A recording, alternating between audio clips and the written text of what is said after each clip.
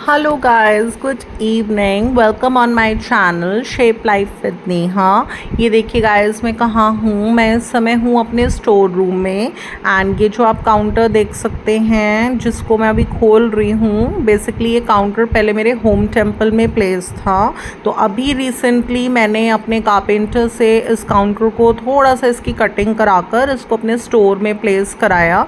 अभी बताऊँगी मैं आपको इस व्लॉग में कि मैंने ऐसा क्यों किया।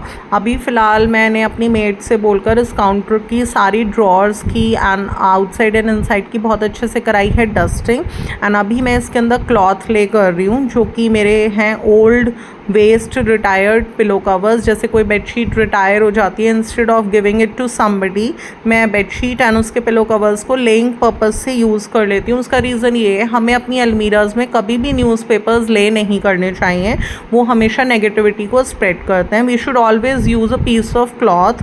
एंड जिसके लिए मैं कोई भी बेडशीट रिटायर हो जाती है तो उसे हम बेडशीट को एंड उसके पिलो कवर्स को इस तरह से मैं लेइंग पर्पस के लिए यूज़ करती हूँ। तो अभी डस्टिंग हो चुकी है इस काउंटर की। अभी मैं इसमें क्लॉथ ले कर छोड़ दूँगी। एंड कितनी बार होता है हमें कुछ वेकेंट कॉर्नर्स भी अपने घर में रखने पड़ते हैं। द रीज़न इज़, जैसे कोई सामान हम परचेज़ कर लाए, उस समय हमारे पास टाइम नहीं है उसे अरेंज करने का, तो हमने लाकर कहीं रख दिया। या कितनी बार होता है कुछ भी हमने किसी अलमीरा की ऑर्गेनाइजिंग करी, कोई सामान निकला तो हमें वेकेंट स्पेस चाहिए होती है। तो बस उसी के लिए मैं अभी थोड़ा सा प्रिपरेशन कर रही हूँ। And the reason why I brought this counter over here, मैंने क्यों इसकी कटिंग कराई। कटिंग कराने का रीज़न ये था कि ये मेरे स्टोर रूम में घुस नहीं रहा था, तो मुझे थोड़ा सा कारपेंटर की हेल्प से इसको कट कर आना पड़ा, तब ये इसमें आया है। एंड इसका काफ़ी पार्ट जो मैंने अभी इस समय खोल रखा है, जितना पार्ट इतना ही पार्ट इसका कट हुआ है। तो अभी देखिए वो जो बचा हुआ है हम उसे कहीं और यूटिलाइज़ कर पाएँ। एंड मैंने इसे होम टेम्पल में से यहाँ पर मैंने इसलिए रख पाया क्योंकि हमें होम टेम्पल वाले रूम को करना है वेकेंट। वहाँ पर थी 3 चीज़ें, मेरा ये काउंटर, मेरी गोल्ड एज की सेफ़ एंड मेरी ऑफिस टेबल। तो मैंने अपनी गोल्ड एज की जो सेफ़ थी मेरी मॉम की, वो मैं ऑलरेडी डिस्पोज कर चुकी हूँ। एंड जो मेरा ये काउंटर है इसको मैंने यहाँ रखवा लिया स्टोर रूम में अपने। एंड जो मेरी ऑफिस टेबल है वो भी मैंने 2-3 जनों से बोल रखा है कि लाइक मुझे डिस्पोज करनी है, क्योंकि काफ़ी साल मैं उसको बहुत अच्छे से ऑलमोस्ट 6 ईयर्स मैंने उसे अपने बिजनेस टाइम में यूज़ कर चुकी हूँ। फिर मैंने उसके बाद अपने बेटे को दे दी थी, उसने भी काफ़ी टाइम उसे यूज़ करी है, तो उसका मनी फुल्ली यूटिलाइज हो चुका है। तो बस अब हमने उसे डिस्पोजिंग के लिए लगा दिया है। जितनी जल्दी वो डिस्पोज हो जाए हमारे लिए अच्छी है, क्योंकि हमें होम टेम्पल वाला रूम भी वेकेंट करना था, क्योंकि वो बनेगा हमारे बेटे का रूम, जिसमें कि उसका वो काउंटर आएगा जो मैंने लास्ट ईयर डिज़ाइन कराया था उसकी नीड्स के अकॉर्डिंग। एंड आएगा उसका बेड। तो जब भी वो पूरा रूम मेकओवर उसका हो जाता है, मैं आप लोगों को अपने ब्लॉग्स में शो करूँगी। तो मीनवाइल मैं अपनी थोड़ा सा क्लॉथ लेइंग कर रही थी अपनी ड्रॉर्स में। एंड बस अब बस थोड़ा सा मैंने टाइम निकाल कर इस वर्क को किया है, क्योंकि घर में बहुत सारे वर्क्स होते हैं, तो छोटा छोटा वर्क के लिए मैं टाइम निकालती रहती हूँ। मैंने सोचा कि अभी ये थोड़ा सा लंच से निमट के मेरे को थोड़ा सा टाइम मिला है तो इस काम को कर लेती हूँ। फिर उसके बाद थोड़ा बहुत अगर मेरे बस की होगा तो मैं ऑर्गेनाइजिंग का वर्क, क्लीनिंग का वर्क, ये सब चीज़ें मैं अपनी देख लूँगी। एंड अब जैसे हमने काउंटर यहाँ पर रखवा लिया है तो इस पर मेरा सारा होम टेम्पल लेड था, तो वो भी अब मुझे कहीं उसकी एक प्रॉपर स्पेस बनानी है। कहते हैं कि बेडरूम में एंड किचन में हमें कभी भी टेम्पल नहीं बनाना चाहिए, उसके लिए एक सेपरेट स्पेस होनी चाहिए, या फिर आप ड्राइंग रूम में कर सकते हैं। बट हमारा जो रूम हमने चूज़ करा है ड्राइंग रूम के लिए वो काफ़ी छोटा है, तो उसे हमें बिल्कुल खुला खुला रखना है, तो इसलिए हम वहाँ पर भी होम टेम्पल नहीं बना सकते। तो बस ये भी सोच चल रही थी मेरे माइंड में कि कहाँ पर मैं अपना टेम्पल बनाऊंगी। तो बस हर चीज़ आप लोगों के साथ डिस्कस करती रहूँगी अपने व्लॉग्स में। अब देखिए थोड़ा सा एग्जर्शन होना स्टार्ट हो गया, मुझे एग्जर्शन होने लग गया, नेक में एग्जर्शन होने लग गया। तो बस अब मैंने छोड़ दिया उस वर्क को। अभी थोड़ा सा मेरे को अपनी डायरी में भी जॉट डाउन करना होता है अपना हिसाब वगैरह, या मेड्स का रिकॉर्ड कि किस दिन आई हैं किस दिन नहीं आई हैं, सारी चीज़ें। जो भी मेरे डेली के एक्सपेंसेस होते हैं, कितने रुपए मेरे स्पेंड होते हैं डेली में, वो सब मैं इसमें मेरे ब्लिंकिट के ऑर्डर्स जो कि मैं प्लेस करती हूँ, वो सारी चीज़ें मुझे इसमें जॉट डाउन करनी होती है। क्योंकि गाइस देखिए घर में बहुत सारे काम होते हैं एंड उसके साथ इंसान का कहीं ना कहीं स्किप हो ही जाता है। बस अभी थोड़ा सा रेस्ट लेना नीडेड है क्योंकि नेक में पेन स्टार्ट हो चुका है। एंड यही होता है मेरे साथ कि मैं बहुत ज़्यादा सोशल इसीलिए नहीं हो पाती हूँ क्योंकि मेरी हर समय हेल्थ ठीक रहती नहीं है। एंड मेरा ट्रीटमेंट भी चल रहा है डॉक्टर दिनेश अग्रवाल से, जो कि एक हमारी मेरठ सिटी में रिनाउंड डॉक्टर हैं। काफ़ी अच्छा डायग्नोस है उनका।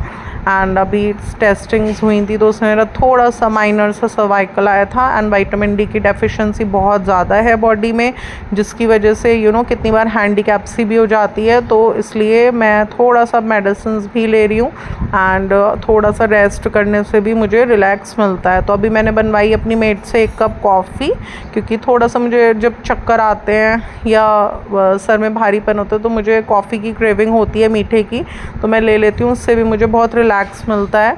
बल्कि अभी 5-6 डेज से मेरी हेल्थ इतनी ज़्यादा सीवियरली ख़राब चल रही है कि खाने का रूटीन पूरा डिस्टर्ब्ड है। तो रोज़ रोज़ बाहर से खाना आना एंड रोज़ रोज़ खाना ना बनना, ये भी हमारे डेली रूटीन को बहुत ज़्यादा स्पॉइल करता है। तो इसलिए मैंने कुक रखने का भी प्लान किया था कि रख ही लेती हूँ, मुझे रेस्ट मिल जाएगा। बट वो भी एक्सपीरियंस मेरा कुछ ठीक रहा नहीं। मैंने कुक बुलाई थी एक, तो पहले तो वो लग गई एंड उसके बाद उसने फर्स्ट डे जिस तरह से मैंने उससे बोला आप इडली बना दीजिए एंड आप लंच वगैरह प्रिपेयर कर दीजिए, मैंने उसे एक्सप्लेन करा तो उसने सूजी को instead of mixing with curd उसने वाटर के अंदर मिक्स कर दी। तो उसी चीज़ से मुझे लगा कि मैंने कहा she doesn't have a good knowledge of cooking food.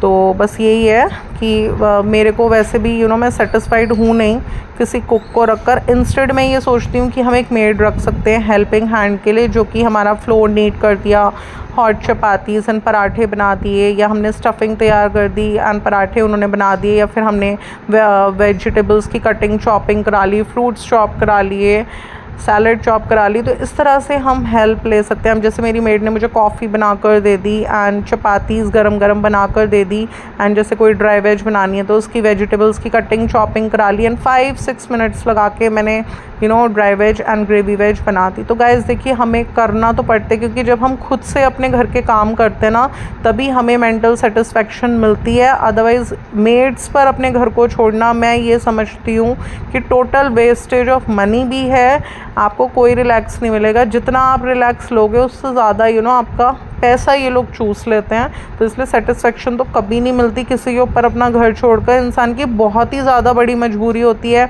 कि घर की जो लेडी है वो बिल्कुल ही बेड रिडन है, तो मजबूरी है कि हमें कुक रखनी पड़ रही है, या फिर जो लेडी है घर की वो जॉब कर रही है, उसको अपने फाइनेंशली अपनी फैमिली को सपोर्ट करना है, तो घर में कौन देखेगा।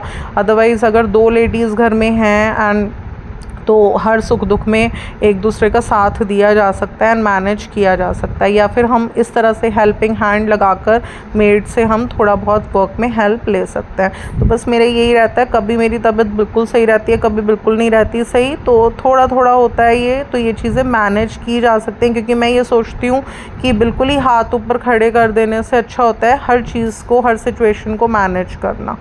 तो बस अभी कॉफ़ी पी रही थी मैं एंड थोड़ा सा मैंने कुछ फूड में भी ले लिया, उससे बॉडी में थोड़ा एनर्जेटिक फील होगा, थोड़ा रिलैक्स कर लूँगी। एंड मैंने बताया था अपने ब्लॉग्स में कि जब ये टाइम होता है जब मेरा बॉडी साथ नहीं देता तो मुझे बैठ कर ही कुछ करना होता है, तो ऐसे टाइम में मैं थोड़ा वेजिटेबल्स को पील कट चॉप कर लेती हूँ, या कोई भी ऐसा काम जैसे कि मेरी मेमोरी बुक्स मैंने मेंटेन की हुई हैं जिसमें मैं अपनी पिक्चर्स वगैरह स्टिक करती हूँ, कुछ अपना लिख लेती हूँ।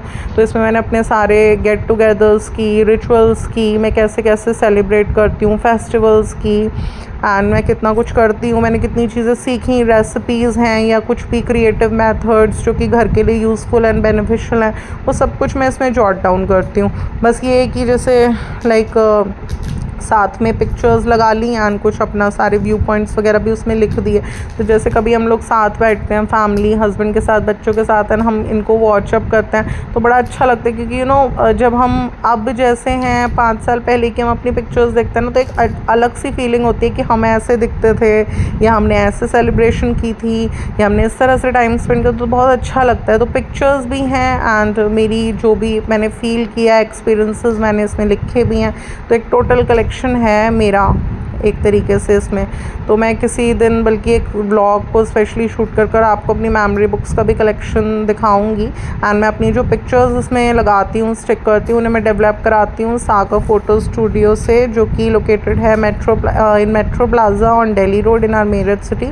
बहुत अच्छा फ़ोटो स्टूडियो है, staff over there is very polite and बहुत इनकी पिक्चर क्वालिटी बहुत अच्छी है। पर्सनलाइज गिफ्ट्स में ये लोग डील करते हैं, आप हर तरीके का पर्सनलाइज गिफ्ट फेस्टिवल या बिना फेस्टिवल के इन लोगों से बनवा सकते हैं। रेट्स भी इनके बहुत रीज़नेबल हैं, मैं बहुत सेटिस्फाइड हूँ। सेकंड थिंग इज़ मैंने बस अब अपना कॉटन का सूट वेयर किया हुआ है, जो कि मैं घर में कॉटन के फ्रॉक स्टाइल सूट्स ही डालती हूँ and because of my health इसमें मुझे बहुत कंफर्टेबल फील होता है। एंड मेरा एक रेगुलर शोरूम है जहाँ से मैं परचेज़ करती हूँ, that is Rajan fashion house located on Sharda road in our Meerut city. यहाँ पर कॉटन का बहुत अच्छा कलेक्शन है, आपको साड़ी सूट्स गारमेंट्स सब कुछ यहाँ पर मिलेंगे, तो आप वहाँ पर अप्रोच कर सकते हैं। एंड मैंने बताया था अभी अपने व्लॉग्स में कि रेट्स भी उनके बहुत ज़्यादा रीज़नेबल हैं, तो मैं अपनी शॉपिंग वगैरह सब कुछ वहीं से करती हूँ। तो बस गाइस इस तरह से आज के व्लॉग में मैंने आप लोगों को दिखाया कि किस तरह से मैंने अपने काउंटर को जिसमें मैंने अपना होम टेम्पल सारा टेम्पल ले कर रखा था उसको मैंने कटिंग करवा कर अपने स्टोर में प्लेस किया एंड आज मैंने उसमें क्लॉथ्स वगैरह लेकर मेड से डस्टिंग करवा कर एंड अभी थोड़ा सा हेल्थ इशू की वजह से कि थोड़ा सा मेरे से वर्क नहीं हो पा रहा, तो instead of wasting my time in just lying down I am utilising this time कि मैं थोड़ा सा अपना मेमोरी बुक्स में भी जॉट डाउन कर रही हूँ, कुछ लिख रही हूँ। क्योंकि मैं पहले अपनी मेमोरी बुक्स को 1 घंटा डेली देती थी, इसमें अपना सब कुछ लिखती थी एंड पिक्चर्स वगैरह स्टिक करती थी। बट अभी जब से मेरा किचन एक्सपेंशन का वर्क स्टार्ट हुआ था दिसंबर से, तो मेरे को बिल्कुल टाइम मिल नहीं पा रहा था। घर में कुछ ना कुछ कभी कोई आ रहा है कभी कोई जा रहा है चलता रहा, तो अब कुछ रिलैक्स मिला है मेरे को, तो इसलिए मैंने अपनी मेमोरी बुक्स फिर से लिखना स्टार्ट करी हैं एंड आधा घंटा का टाइम इन्हें देकर इसमें मैं अपना लिख लेती हूँ।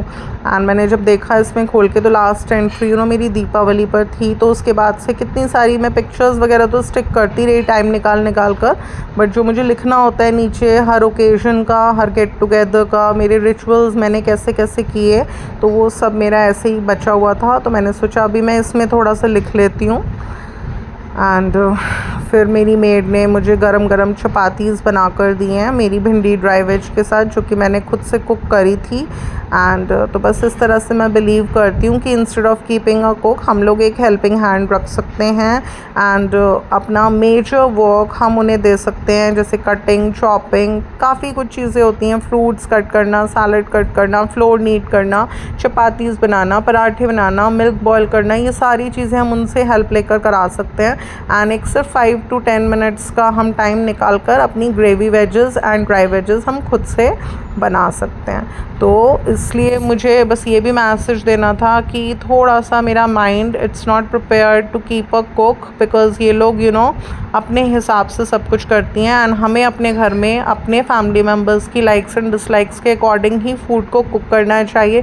वैसे तो शास्त्रों में ये भी लिखा है कि हमें अपनी किचन में किसी को एंट्री नहीं देनी चाहिए, क्योंकि जो भी जना आपकी कुकिंग करने के लिए आ रहा है या आपकी यूटेंसिल्स वॉश करने के लिए आ रहा है, वो देखिए किस वाइब को लेके आपकी किचन में एंटर हो रहा है आपको नहीं पता। तो एंड फूड कुक करते हुए वाइब्स आपकी पॉजिटिव है नेगेटिव है, इस चीज़ का बहुत इम्पैक्ट पड़ता है आपके फूड पर एंड उन लोगों पर जिनको आप फूड सर्व करते हो। तो मेरी कोशिश एंड प्रेयर्स मेरे गॉड से रहती हैं कि मैं इतना हेल्थ वाइज ठीक रहूँ कि मैं अपनी किचन को खुद से देख पाऊँ। ठीक है, मेरा थोड़ा सा टाइम ऐसा चल रहा है कि अभी मेरे कंट्रोल में नहीं है मेरी हेल्थ एंड मुझे कभी कभी बहुत हेक्टिक लगने लगता है किचन का वर्क भी, बट मैं कोशिश ये करती हूँ कि इस सिचुएशन को भी मैं मैनेज करूँ, क्योंकि हर सिचुएशन में अपने हाथ ऊपर खड़े कर देने से बहुत ज़्यादा बेटर होता है कि हम उस सिचुएशन को मैनेज करें जितना अच्छे से हम उसे मैनेज कर सकते हैं हम उसे मैनेज करें। तो बस गाइज़ आज के व्लॉग में यही मेरे मैसेजेस थे कुछ आप लोगों के लिए। अगर आप लोगों को मेरा आज का ये व्लॉग अच्छा लगता है तो इसको लाइक शेयर एंड अगर आप मेरे चैनल पर न्यू हैं तो इसे सब्सक्राइब करना बिल्कुल भी ना भूलिएगा। फिर मिलूँगी नेक्स्ट व्लॉग के साथ। Till then love you, bye bye.